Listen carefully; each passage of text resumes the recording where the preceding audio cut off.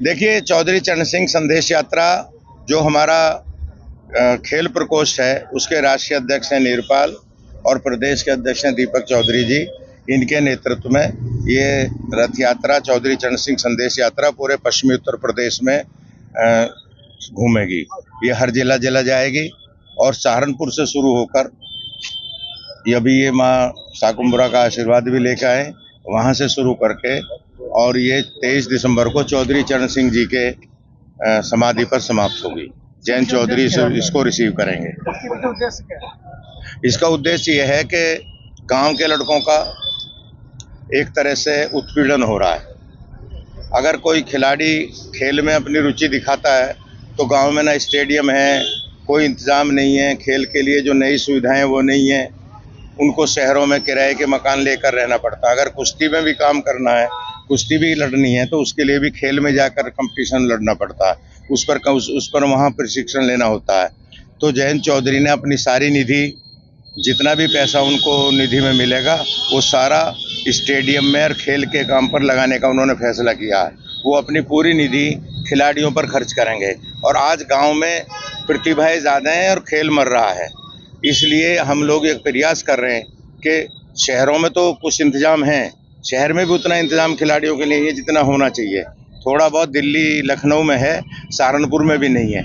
तो इसलिए इन नौजवानों को प्रेरित करने के लिए और जो खेल की भावना है और नौजवानों में जो उसके साथ हक तलफी हो रही है, उसके लिए यात्रा हो रही है और ये जगह जगह जाकर खिलाड़ियों को प्रेरित करेगी, चौधरी चरण सिंह जी का संदेश देगी। चौधरी चरण सिंह जी राजनीति में क्या चाहते थे, लोकदल क्या चाहता है, जगह जगह हमारे जिला अध्यक्ष उसको रिसीव करेंगे और एक ज्ञापन सब जगह जिलाधीशों को दिया जाएगा कि जो खिलाड़ियों के साथ, जो नौजवानों के साथ हक तलफी हो रही है, सरकार अनदेखी कर रही है, उस पर सरकार का ध्यान खींचा जाएगा। हर जिले में हमारे लोग रहेंगे, जिला कमेटियों को निर्देश में हमने जारी कर दिया है, वो इस यात्रा का स्वागत भी करेंगे और जगह जगह और अगर संभव हुआ तो जिलों में चौधरी चरण सिंह के विचारों पर गोष्ठियां भी होंगी कि चौधरी चरण सिंह जी राजनीति में क्या चाहते थे, कैसा भारत चाहते थे, किसानों के लिए, नौजवानों के लिए, खिलाड़ियों के लिए, गांव के लिए क्या उनकी योजनाएं थी, उसका भी हम प्रचार प्रसार करेंगे। अब ये तो यहीं से शुरू होकर शामली एक रूट है, शामली से शुरू होकर इधर सारे में जाएगी। आज शामली रुकेंगे। 2024 के चुनाव को लेकर भी क्या है, लग रहा है कि नहीं, देखिए हम राजनीतिक दल हैं, हम कोई साधु समाज के मेंबर तो है नहीं।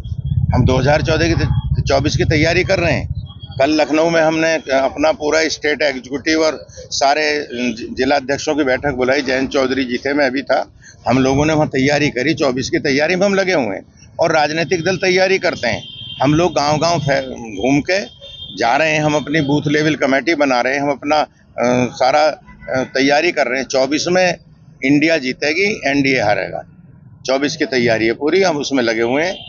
और इस यात्रा में हाँ, अच्छा, दूसरा है इस यात्रा में जयंत चौधरी कहाँ पर शामिल? देखिए, जयंत चौधरी तो उसको रिसीव करेंगे किसान घाट पर 23 तारीख को।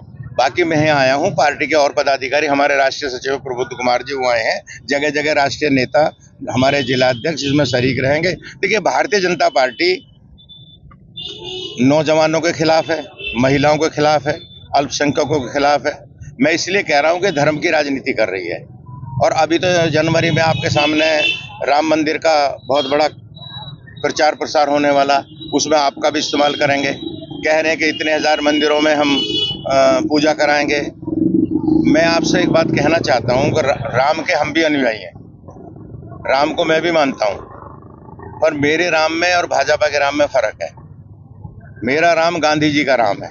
रघुपति राघव राजा राम, पतित पावन सीताराम, ईश्वर अल्लाह तेरे नाम, सबको सन्मति दे भगवान। राम, गांधी जी रामधुन रोज गाते थे। हमें गांधी का राम चाहिए, हमको भाजपा का राम नहीं चाहिए कि लो राम का नाम और कर दो दूसरों का काम। ये दूसरों का विनाश करने पे राम का इस्तेमाल कर रहे हैं। और श्री राम कभी कोई नारा ही नहीं था, सीताराम का नारा।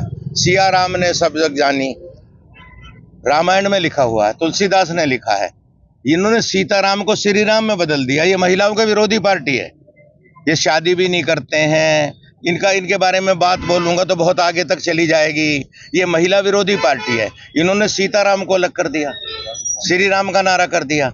तो ये इसमें सोचने की जरूरत है, खासकर महिलाओं को सोचने की जरूरत है कि ये पार्टी महिलाओं का सम्मान ना करने वाली पार्टी है, जो राम और सीता को भी अलग करती हो, सीताराम का नारा श्री राम में बदल दिया हो।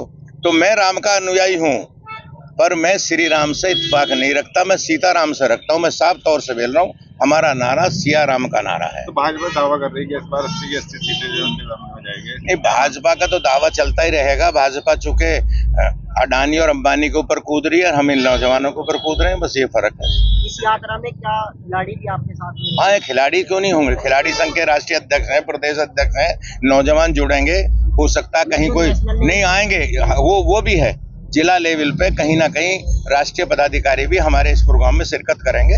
वो अच्छी, और सबसे बड़ी बात है, मैं सहारनपुर वालों को धन्यवाद देता हूं, और ये सौभाग्य है कि चौधरी चरण सिंह संदेश यात्रा सहारनपुर से शुरू हो रही है, सहारनपुर की धरती से शुरू हो रही है, और ये माँ शाकुंभरा की जमीन है, इससे शुरू कर रहे हैं। बहुत अच्छी बात है, मैं स्वागत, और मैं इसीलिए यात्रा में आया हूँ कि ये चौधरी चरण सिंह के नाम पे यात्रा नीरपाल निकाल रहे हैं। मैं खेल प्रकोष्ठ के पदाधिकारियों को, राष्ट्रीय अध्यक्ष को, प्रदेश अध्यक्ष को इसलिए साधुवाद और बधाई देता हूं कि आप चौधरी चरण सिंह के नाम पे नौजवानों को जागृत करने के लिए निकल रहे हैं, और उनको जागृत कर रहे हैं कि आप सबसे पवित्र काम कर रहे हैं। चुनाव लोग लड़ते हैं, चुनाव लोग जीतते हारते हैं, वो एक अलग प्रक्रिया है, पर चौधरी चरण सिंह, महात्मा गांधी, बड़े बड़े नेताओं के विचारों को फैलाना